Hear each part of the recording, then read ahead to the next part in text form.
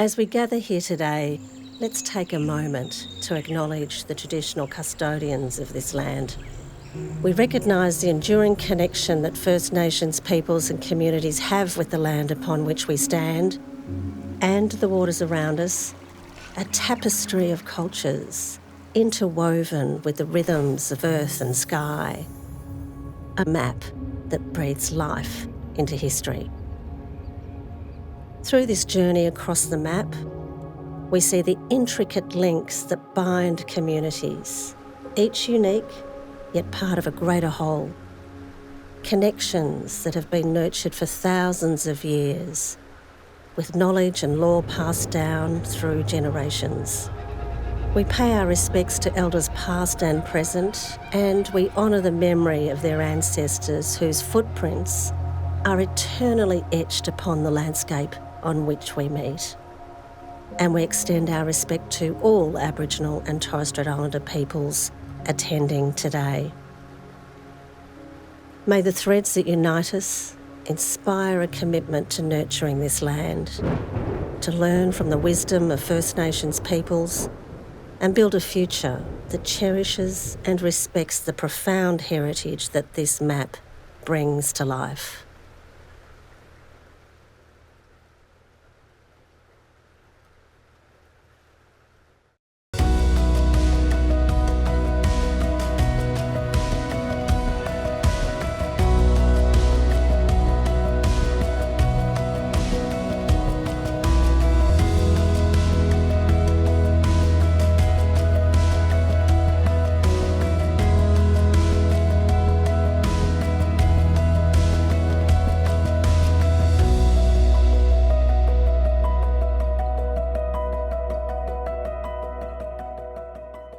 Good morning, I'm Peter Van Onselen and I'd like to welcome you to the live broadcast of KPMG's 2025 Federal Budget Analysis. We're back for another year of insights from an incredible panel of specialists across economics, tax, business and government policy. Together we'll unpack and analyse the major budget announcements made last night and explain how they may impact Australians, the economy and of course the business community. We'll also explore some of the steps business leaders can take in response to those announcements and give you the opportunity to have some of your questions answered. With us today, we again have Dr. Brendan Rinn, KPMG Australia's Chief Economist and Lead Partner of the Economics Practice. Brendan has worked at KPMG for nearly 30 years, the majority of that time advising clients on a range of economic matters, including tax reform, industry development and infrastructure pricing. We also have Alia Lum, who is a KPMG partner and the firm's tax policy lead. Alia's expertise lies in corporate and international tax policy.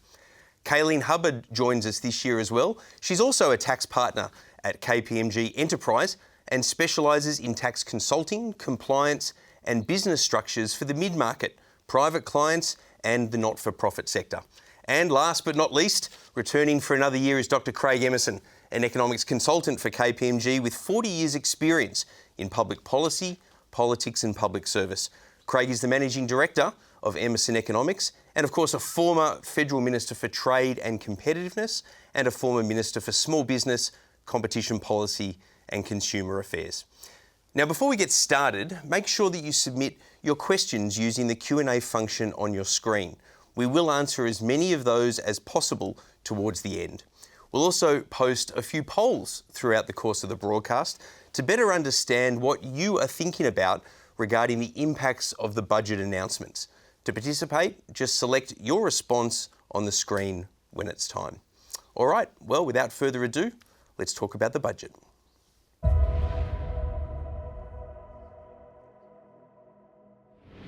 Well, there's certainly an election in the offing. You get the sense as a result of this budget. Plenty of spending announcements, even a tax cut that managed to be kept secret from the media before the Treasurer stood up and made that announcement last night. And we will get a budget reply from Peter Dutton tomorrow evening. And this is framing what may well be the calling of the election this coming weekend. I'll talk to Craig Emerson about some of those political implications a little bit later on. But first, Brendan, let's go to you. You were in the lockup for the budget, for your sins. What did you most notice that you think's the meaningful announcements that need to be heard? Well, clearly this is a budget that's been couched for the upcoming election. I think I've described it as being politically savvy and economically questionable. Really what we're seeing is the range of announcements that had already occurred before the budget. The only surprise, as you'd mentioned, was the tax cuts that are to come into play in financial year 26 and also 27.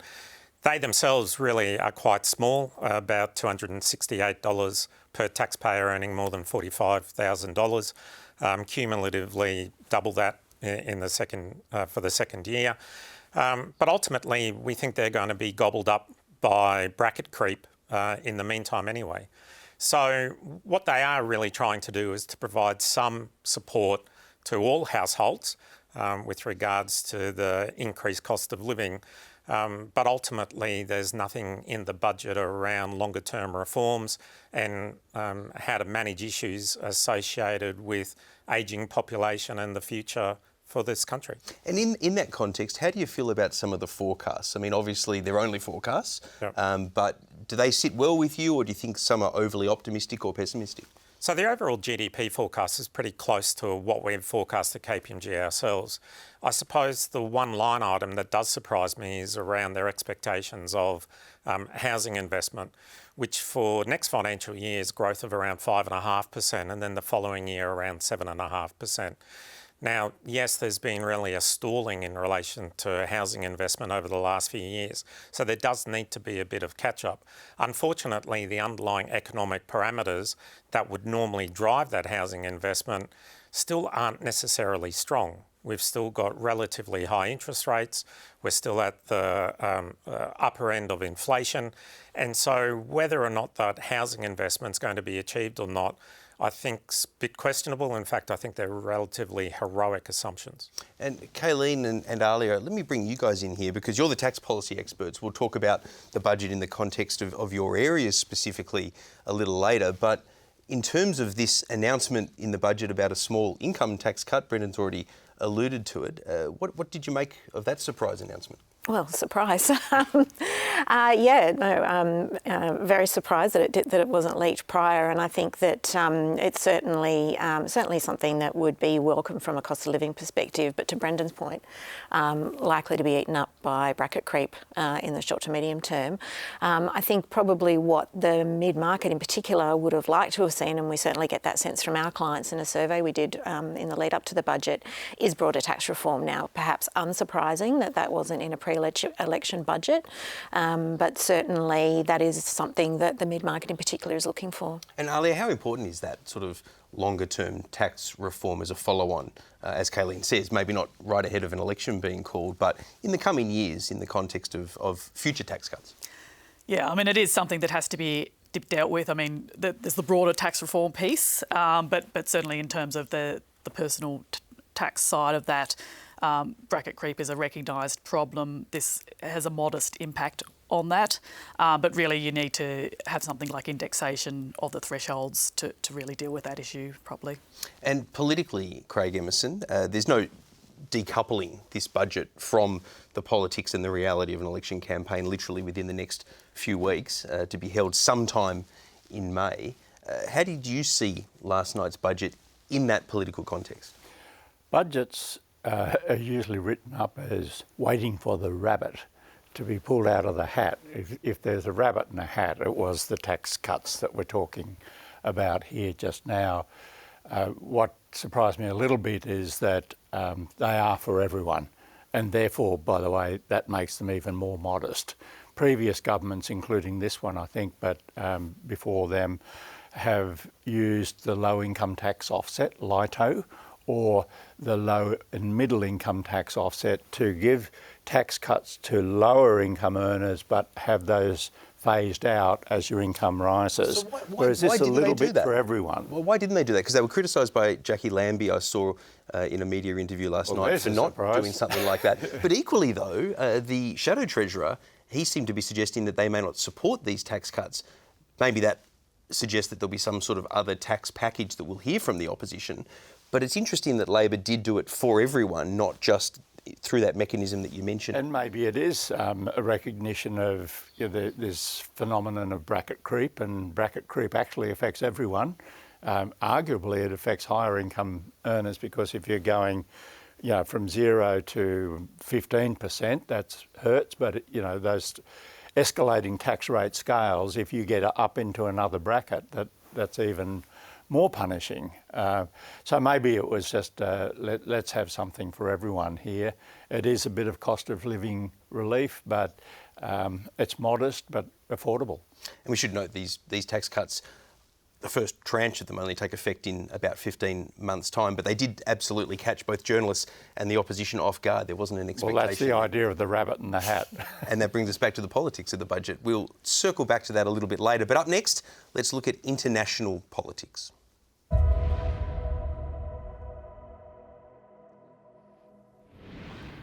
Well, given the global context, it would be remiss not to mention the impact of international politics on this year's budget. Brendan, over to you again. What are your thoughts on the American tariff situation vis-a-vis what we see in what Jim Chalmers delivered last night? So the Treasurer mentioned the uncertainty associated with the global tariff war that's potentially about to kick off. And in the budget paper themselves, there's a commentary and analysis around the impact of what various scenarios of those tariffs might mean for Australia. Overall, the assessment is that is not very much. And in fact, you can see that in the forecasts that are in the budget, because GDP growth's not affected at all pretty much on their baseline forecasts. The expectation, however, is that we really don't know what's going to happen. That the announcement's supposed to be on the 2nd of April, and whether Australia gets caught up in these so-called retaliatory tariffs, and they're now talking about the Dirty 15, who are the countries that the US government, the US administration is now targeting. And to what extent we'll get caught up in those is still uncertain. So from a budget perspective, I can understand why they're not baked into forecasts, because there's so much uncertainty associated with them. And the likelihood is that they're going to have very minimal effect to Australian economy directly. The issue is going to be Australia as a small open economy that's dependent on trade. If global trade gets disrupted, what that might do to the Australian economy. So if these impacts do happen, and if Australia is caught up in it when we hear these announcements as they get made, does that render some of the forecasts that obviously can't factor that in until we know, does it render them somewhat redundant or overly optimistic? Our own analysis suggests that of all the tariffs that have been announced to date, the potential is for Australian GDP to be maybe about 0.2% lower than it otherwise would be. That's a reasonable tolerance in relation to the budget forecasts. So I still think that they're quite reasonable and have the capacity to handle what these tariffs might do. But certainly they make them a little bit more risky. And Alia, what about some of these, if you like, the Donald Trump situation, again, obviously these US executive orders and how they might impact on international tax? What are you seeing there?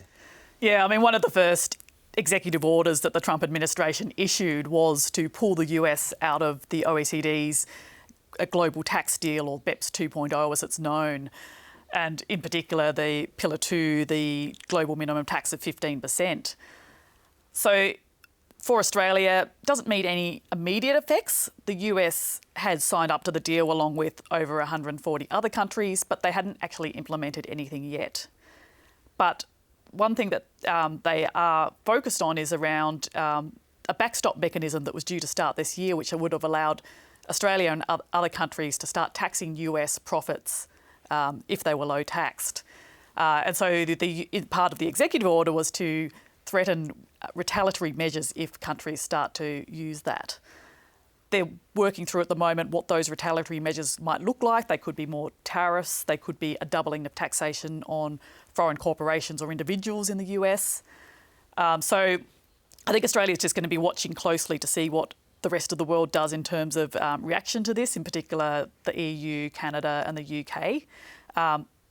I think most experts expect that it won't mean the end of the global tax deal, in particular the minimum tax, because there's 56 countries that have already implemented it. They've already spent the money. And for the EU to pull out of this would be very difficult with 27 member states. So I think what is more likely to happen is the OECD will reach some sort of compromise with the US, either deferring or getting rid of this backstop mechanism, and sort of seeing where that gets to in terms of. But it does put more pressure on the overall framework in international tax competition, and I think the other thing we're watching closely is to see, are there any other types of taxes that the US see as discriminatory that they may try to retaliate against as well. And Craig, I mean, you're a former trade minister, so what's going on in this tariffs and trade space is something that you'll no doubt have some thoughts. Look, Australia itself has either zero tariffs or a few so-called nuisance tariffs of up to 5%. So it would be hard to construct an argument that Australia is a bad player that, puts tariffs on US goods. So in that sense, I think, our record speaks for itself.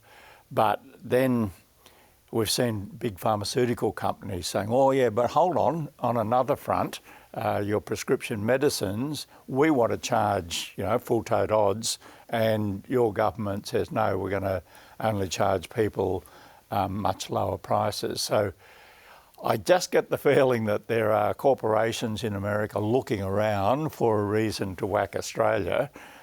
They're not easy to find. I mean, we have a US-Australia free trade agreement, and it should be honoured, right?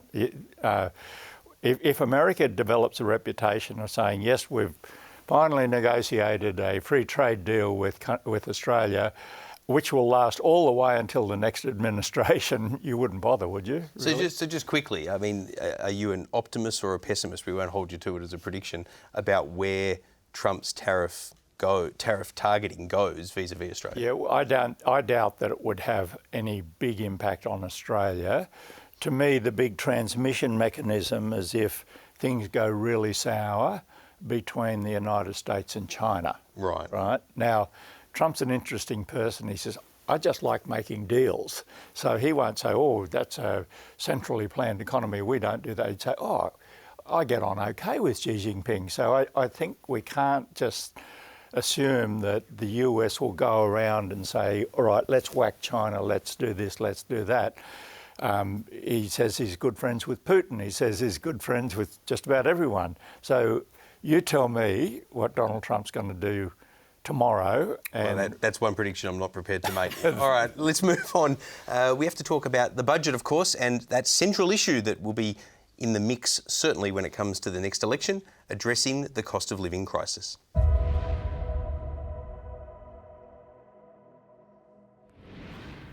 Now, unsurprisingly, we did see a lot in the budget, most of it that had come out through the media in the days and weeks beforehand that talked about cost of living. Craig, let's start with you.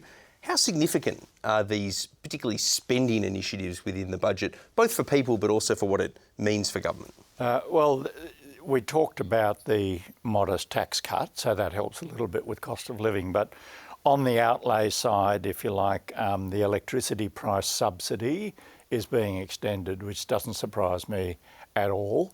And electricity is one of those goods or services in this case that everyone uses. So that subsidy is a benefit to a lot of people.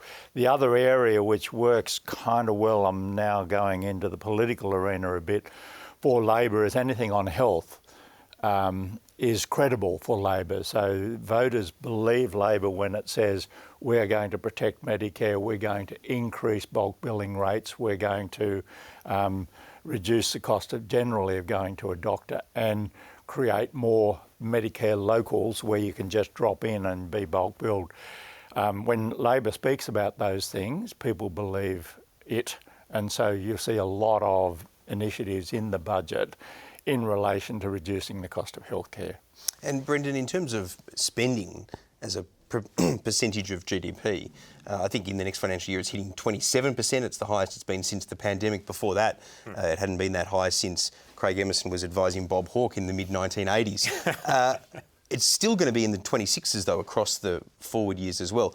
What do you think of that, this idea of such a high spending as a percentage of GDP? So clearly it's a philosophical position of this government that more government and wider government services is better than a smaller government. So when you do have a look at their forecasts, you can work out that public sector spending or government spending as a proportion of GDP is going to reach around 28.5%. Now, when you think about that number, prior to COVID, in the financial year 19, it was 24.1%. And at the beginning of this century, in financial year 2000, it was around 23%. So government is now 5% larger in the Australian economy than it was 20 years ago. And so if we as a nation accept that, that's fine. But on the other side of the ledger, there's been no material change in how we fund that. So there's a heavy reliance on income taxation, predominantly personal income taxes and company income taxes. It's no surprises that the OECD have called this out many times, that we've got an undue or heavy reliance on that part of our taxation arrangements.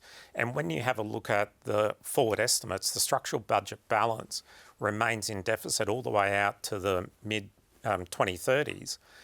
And the only reason it's coming back to close levels of balance is because we're increasing our tax receipts from around 25% of GDP to 26.5% of GDP. So that's all bracket creep.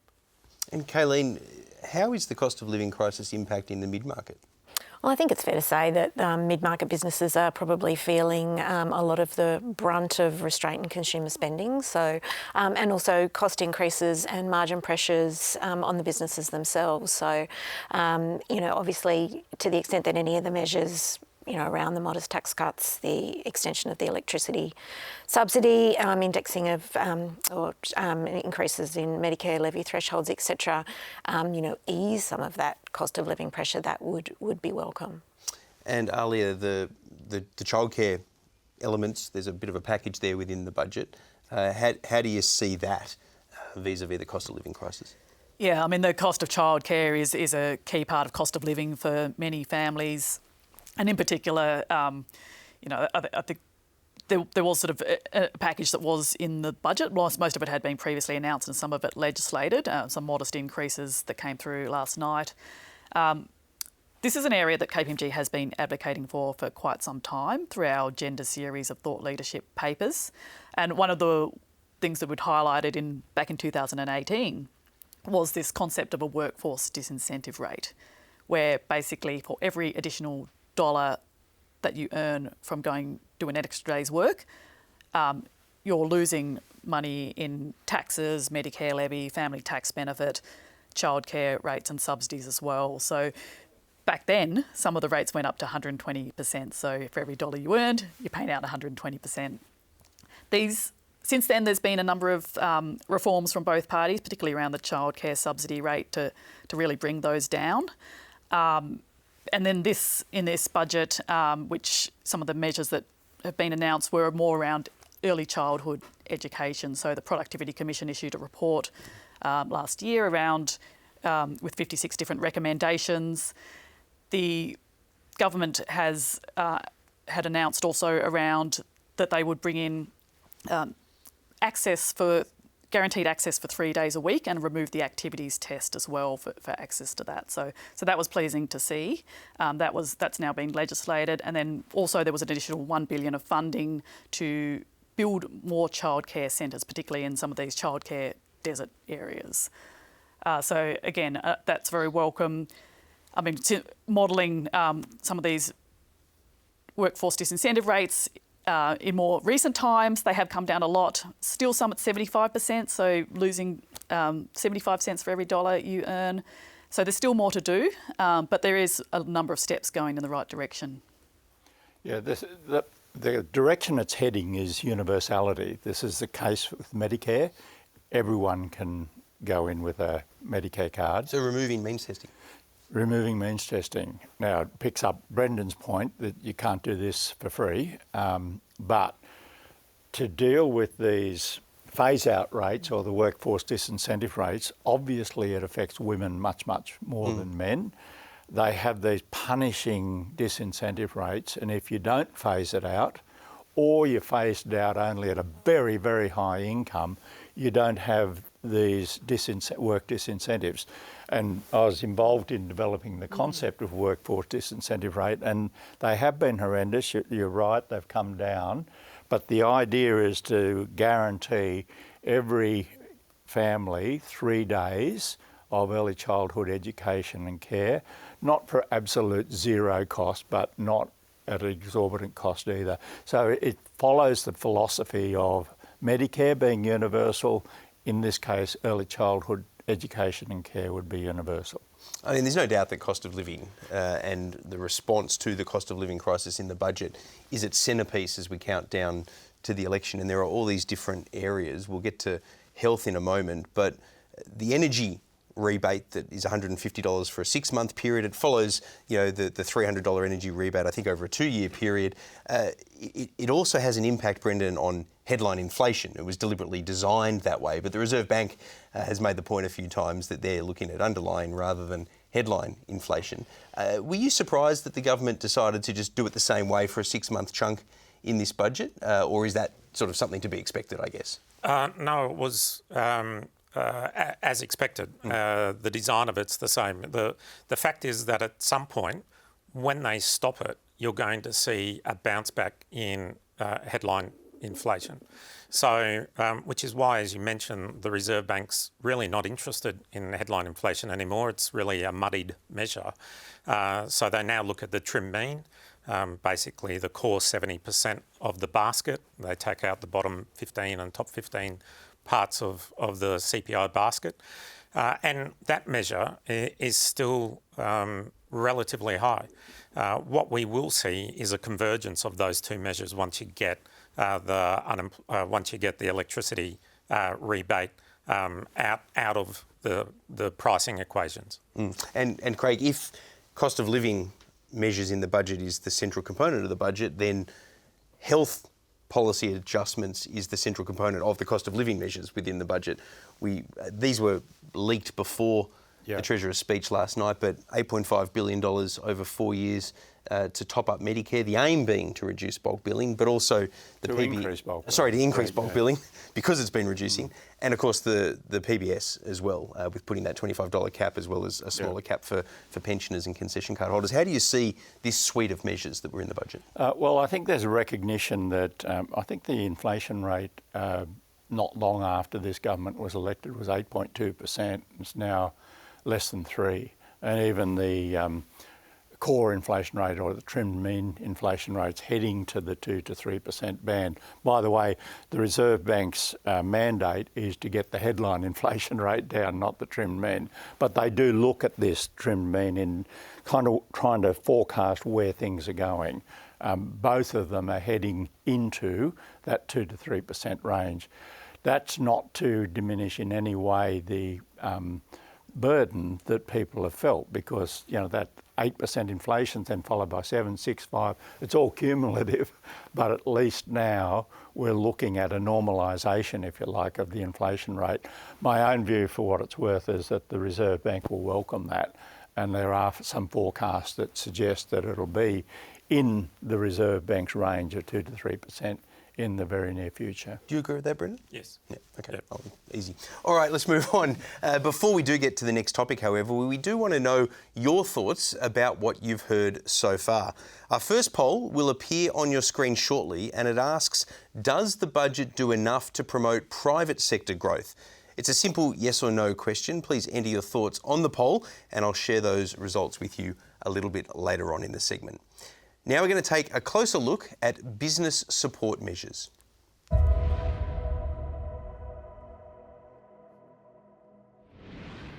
All right, Alia, over to you. What should business leaders be looking at in this space from last night's budget? Yeah, I mean, it was a pretty light budget in terms of corporate tax measures. One of the main ones was additional funding to the ATO, and this is one that we've seen in quite a few budgets each year, where effectively the ATO gets given an amount of money and has to get a certain amount of revenue in return. So in this case, they got given $1 billion to collect $3.2 billion in revenue. That's a 3 times return for the cost. That's up actually from last year, where it was a 2 times, but going back to other years, it was 3 or 4. So I think we'll continue to see that. We've also seen a lot of that allocated to the anti-avoidance task force, so aimed more at multinationals and large corporate taxpayers, which is interesting in terms of the latest tax gap numbers indicate that the tax gap for large corporates is only 3.6 billion, whereas for small to medium businesses it's 20 billion, for individuals it's 10 billion. So interesting that they're focusing more on the large corporates, although the other sectors did get some funding in last year's budget. I mean, Craig, from a political perspective, money going to the ATO to try to reduce, tax fraud, if you like. I mean, it's hard to argue with that. Yep. Is there enough going into it, though? Because, Ali, you seem to be suggesting it used to be at a more multiple rate than what it is now. Is that right? Well, I think these days, back then it would be lots of audits and a very manual sort of process, right? These days, the tax office has got a lot of digital capability. So I'll try to characterise it. There will be a typical, let's say a cafe, a typical small business. What does the average cafe pay in tax? And then let's call that X. And then you go along, these cafes pay no tax, right? So you concentrate your compliance effort on those ones, not the one that paid some tax and say, well, I think you've got a little bit of a shaky deduction here. And in the digital world, that's probably why it's cheaper to get that sort of return, because, with AI and all that, you'd have to be a pretty brave person to engage in deliberate, not tax avoidance, but tax evasion. It's a crime, and I think it's going to be easier to find them.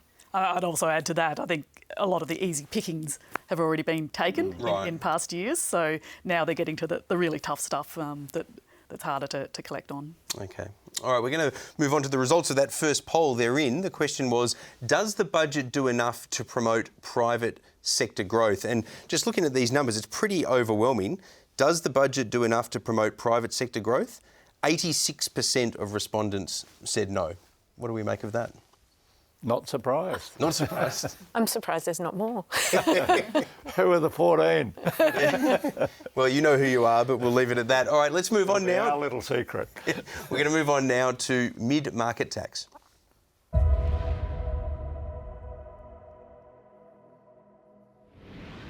All right, Kayleen, this is obviously one for you. What did you take from the budget for the mid-market specifically? Like I said before, Peter, the tinkering around the edges of those tax brackets, I think we can probably refer to it as that, the energy bill relief and those kinds of things, welcome to put, money back in consumers' pockets that they can spend, but really not substantial enough to shift the dial for the mid-market, I would say. And look, the Treasurer said last night himself that the best growth is private sector growth, and so probably what we would have liked to have seen was some more investment incentives or innovation incentives that weren't there, that would encourage the private sector to invest. Indeed, there is the extension to the instant asset write-off, which is due to, was extended, well, the extension was announced till the end of FY 2025. Legislation hasn't actually been passed yet, so where is that? There's a bunch of measures that would affect sort of mid-market and private businesses that are still sort of stalled in the Parliament at the moment. That level of uncertainty around the taxing of super balances over $3 million, the non-deductibility of interest on tax payments and various other things that are sort of sitting in limbo. So I think the long story short is that there's probably not a hell of a lot to see, but, And how hopeful are you that a lot of the reason for that, I suspect, is because we've got an election around the corner, yeah. and perhaps even that they weren't even sure they were going to be delivering this budget because there was the suggestion that the election would be called until Cyclone Alfred was bearing down on the east coast, particularly Brisbane. But having delivered the budget, how hopeful are you that things like the incentives that you talk about is a conversation that can then not only be started but bring results in post-election budgets, irrespective of which side of politics is in power? I look cautiously hopeful. I think I referred earlier to the pulse survey that we put out to our mid-market clients in the lead up to the budget, and 66% of respondents in that indicated that major structural tax reform was something that they would like to see in order to stimulate growth in the sector. 53% said personal tax relief, and I think it's clear that there is a disproportionate, to your point earlier, reliance in Australia on personal tax revenue. I think it's about 50.5% of the revenue base most recently, and set to grow. I think there is an appetite for a broader conversation, but I think it does need to be a broader conversation. It can't be, large-scale announcements and taking big things to an election, I suppose, similar to what we saw a couple of years ago. That doesn't go well. I think there is appetite for a broader conversation. It's just who's brave enough to have it. Well, in the 2025 KPMG Keeping Us Up at Night report, 38% of business leaders said dealing with evolving regulatory processes and reporting were one of their top challenges for 2025. Kaylin, what do you see in there for the regulatory environment?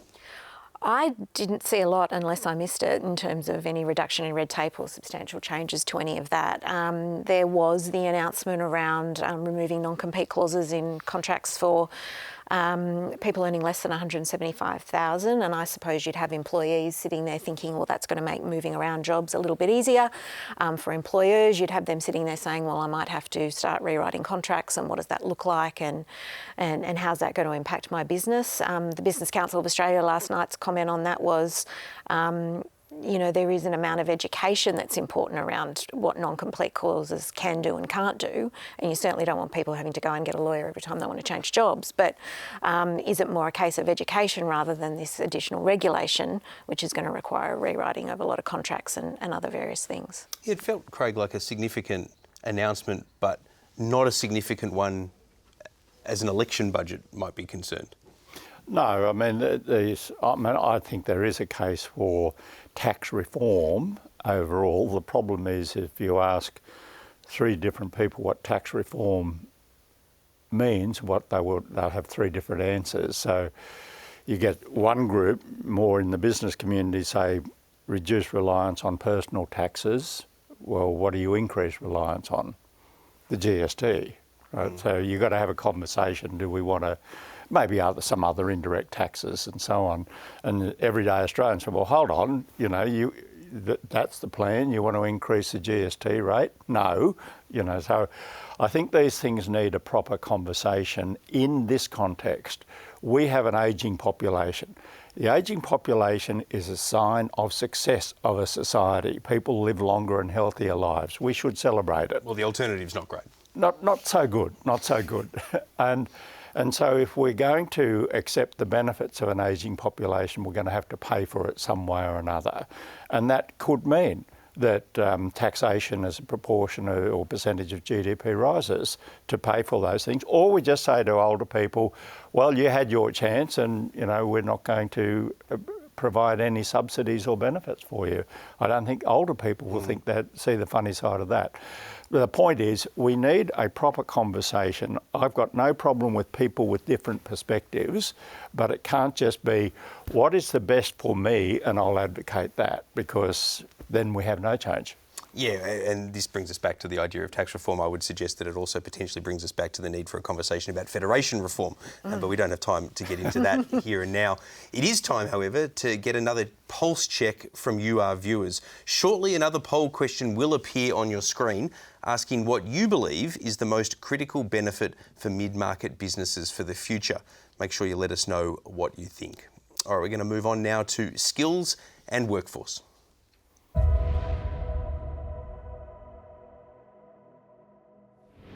Brendan, what are your insights from last night's budget in this space? So we are seeing that the government's suggesting that net overseas migration is going to be pared back quite substantially from the current levels that we've seen. In particular, over the last couple of years, we've seen Australia's population grow by nearly 1 million people as a consequence of the re-emergence or opening up of the borders after COVID.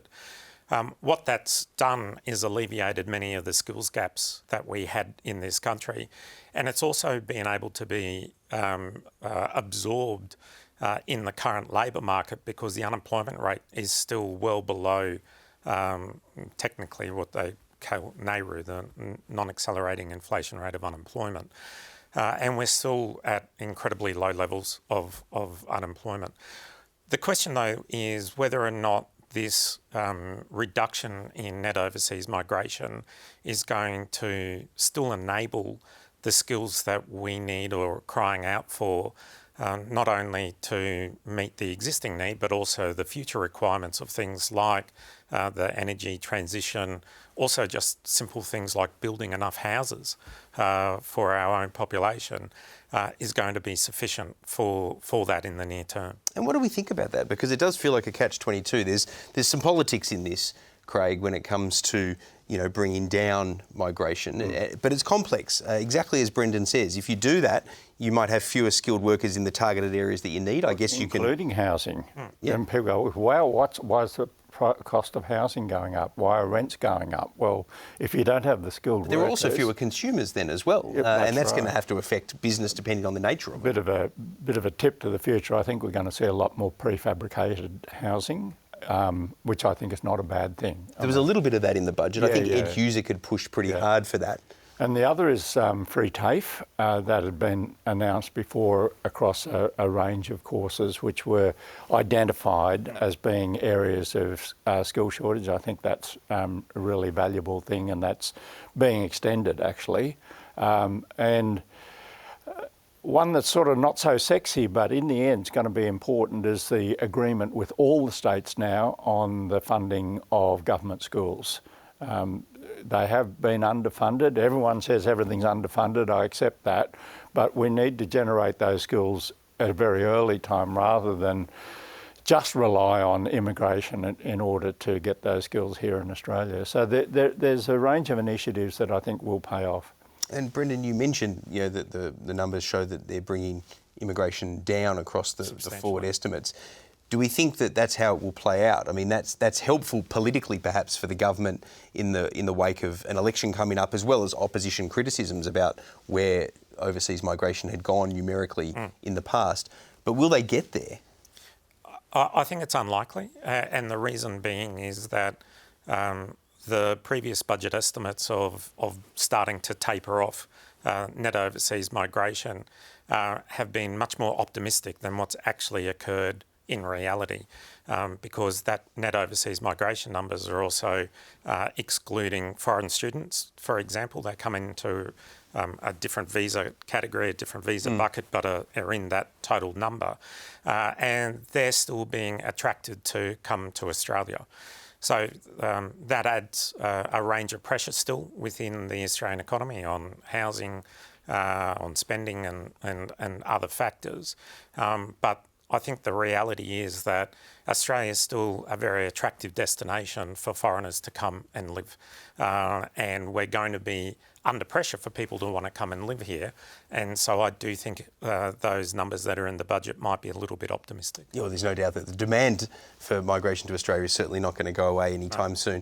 Now, we do have the results from that last poll for you. The question was, what do you believe is the most critical benefit for mid-market businesses for the future? And just looking at these results, I've got them in front of me, but the panel don't. The highest result, was pretty close actually, was 31% saying broader business support measures.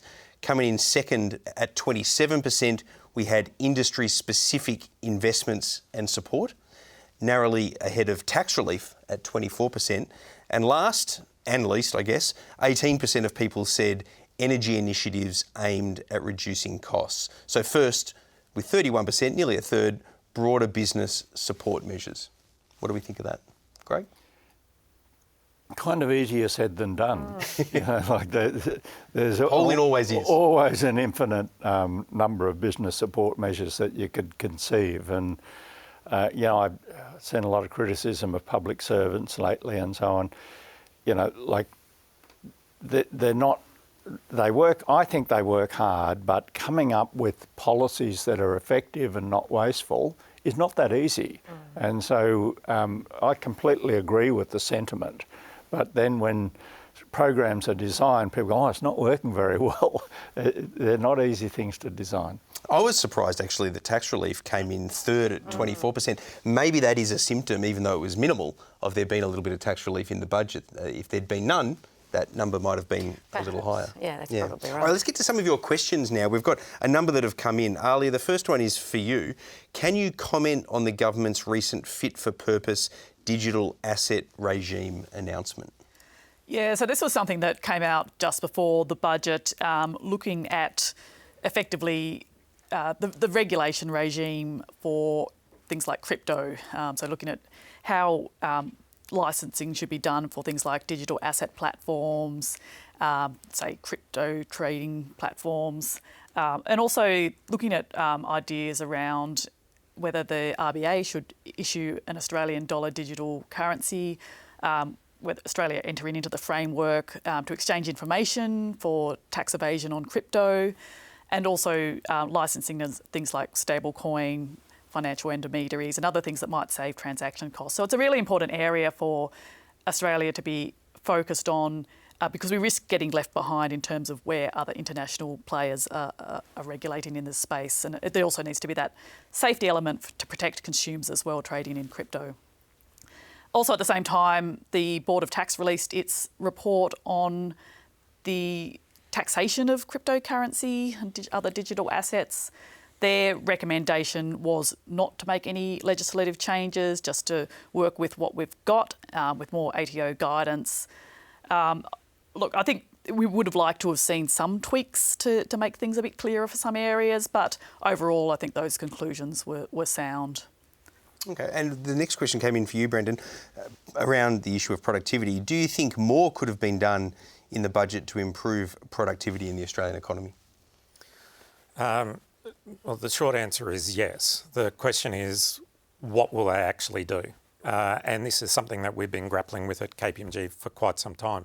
We know that the opportunity for big reform measures, like we saw during the 90s and the 80s as well, are few and far between. What productivity growth in Australia needs is ongoing reforms that are going to be smaller but continual. And in particular, this issue that we spoke earlier around regulation, I think is actually a really fundamental requirement for that.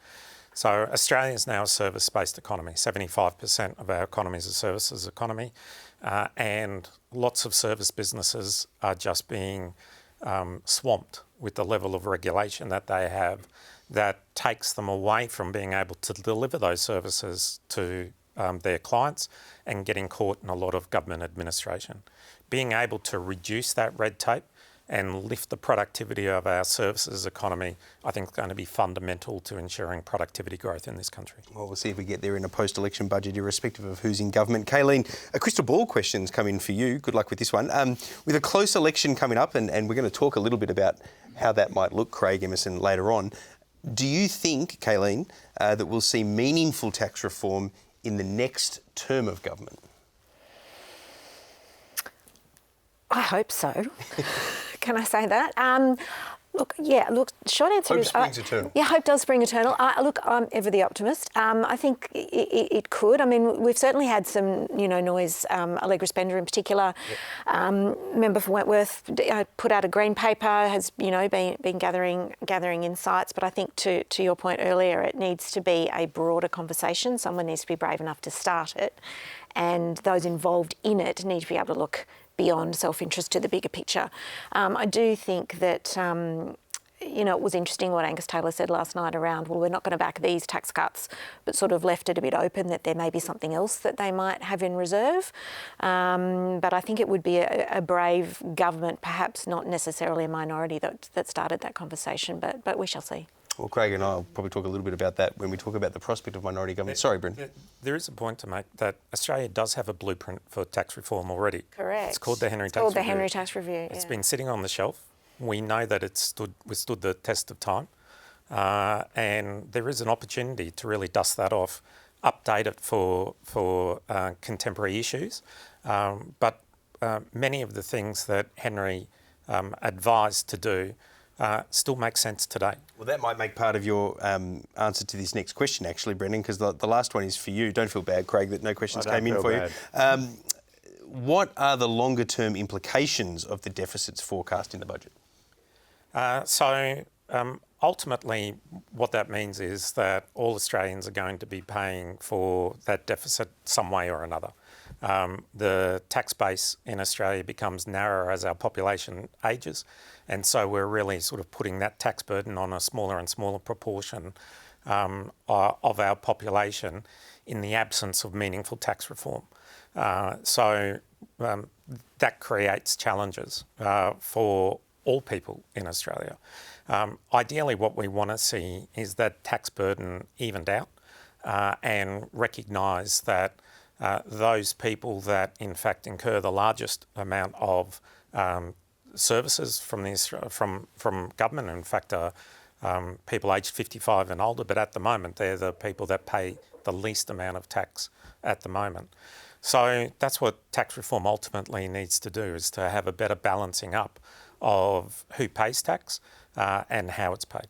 And that brings us back to that philosophical discussion, which again is probably a post-election discussion. Thank you all very much for your questions today. The answers to audience questions will be shared on KPMG's website. Thank you very much to Alia, Brendan and Kayleen for your insights. Now, don't go anywhere though, because next up I'll be asking Dr. Craig Emerson about this budget in the context of what is a looming federal election campaign. But before then, we do have one final poll question, and it's this.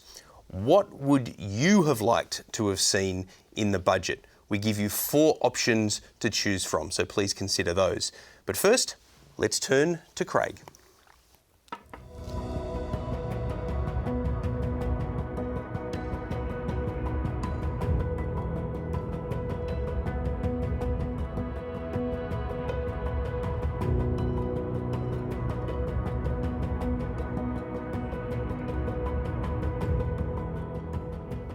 Welcome back. All right, Craig, we have to talk about this budget in the context of the elephant in the room, which is a looming federal election. Now, there's a lot of speculation that Anthony Albanese might call it this coming weekend.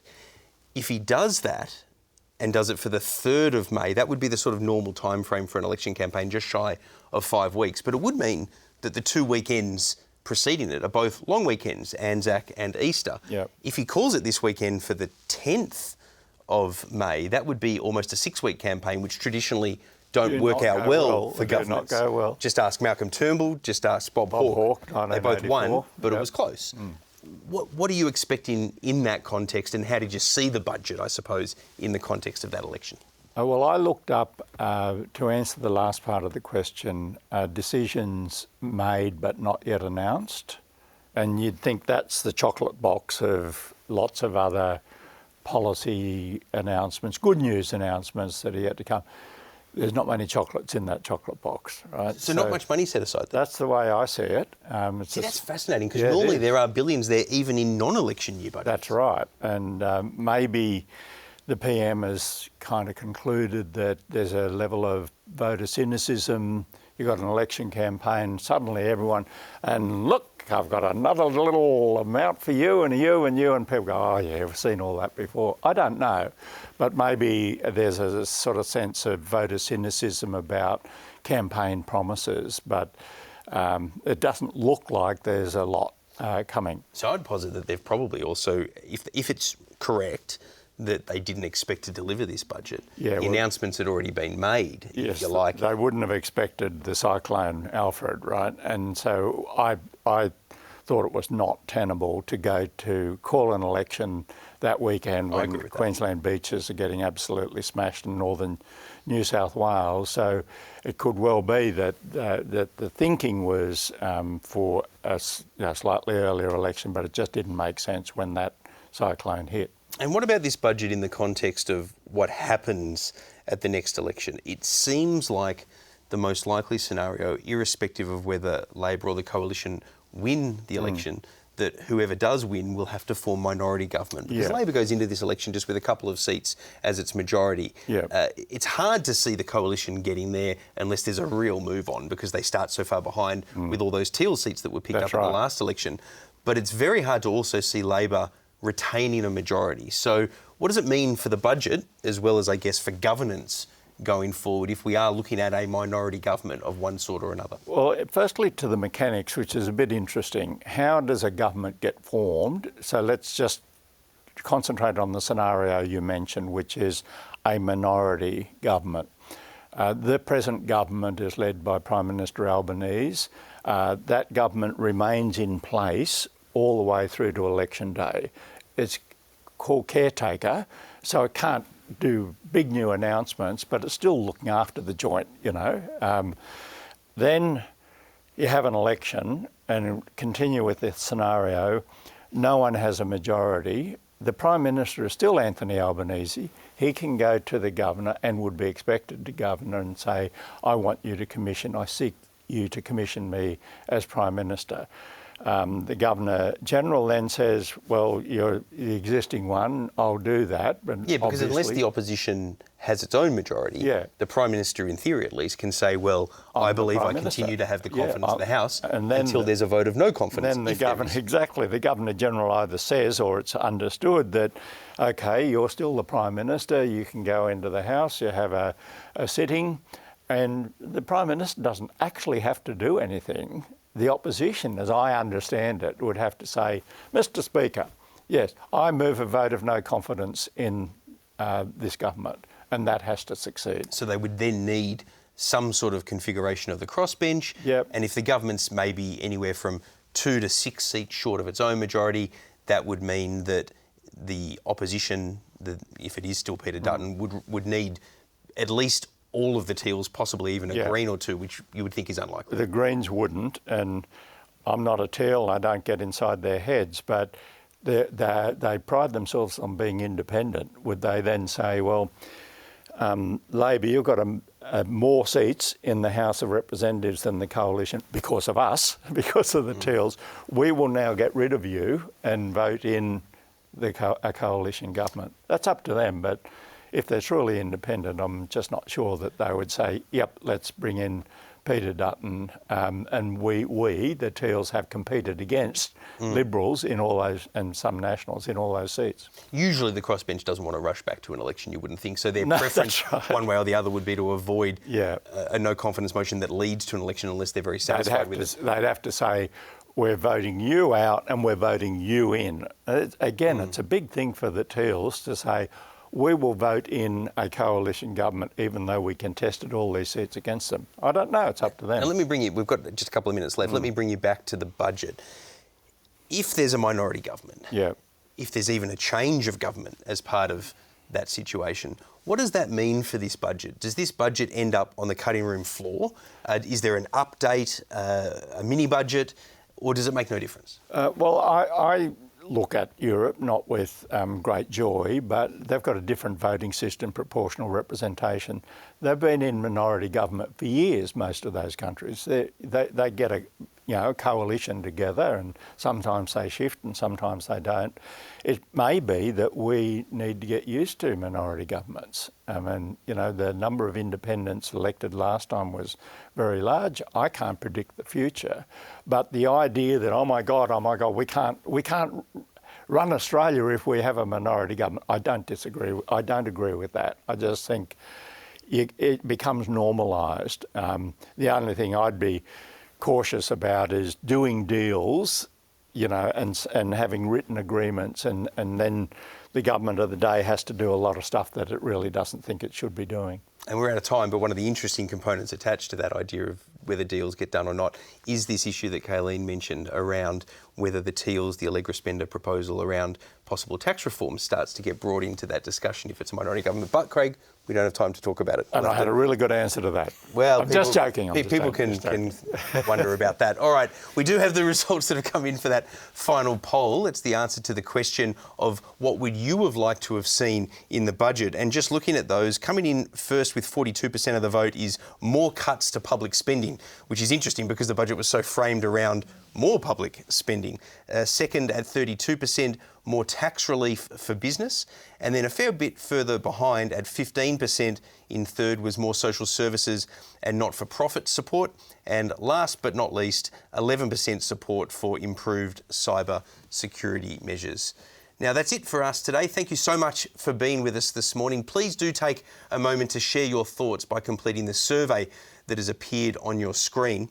For a comprehensive analysis of all the business and industry implications of the 2025 federal budget, you can now download KPMG's complete report. You'll find it on the KPMG Australia website, which will be updated with more insights and Q&A. KPMG can help you succeed and understand how the budget impacts your business, how you might safeguard against any potential impacts, and make the most of opportunities that may come from it. To discuss how KPMG can help your business, please get in touch. Thanks for the rest of the day. Enjoy yourself. Appreciate your company.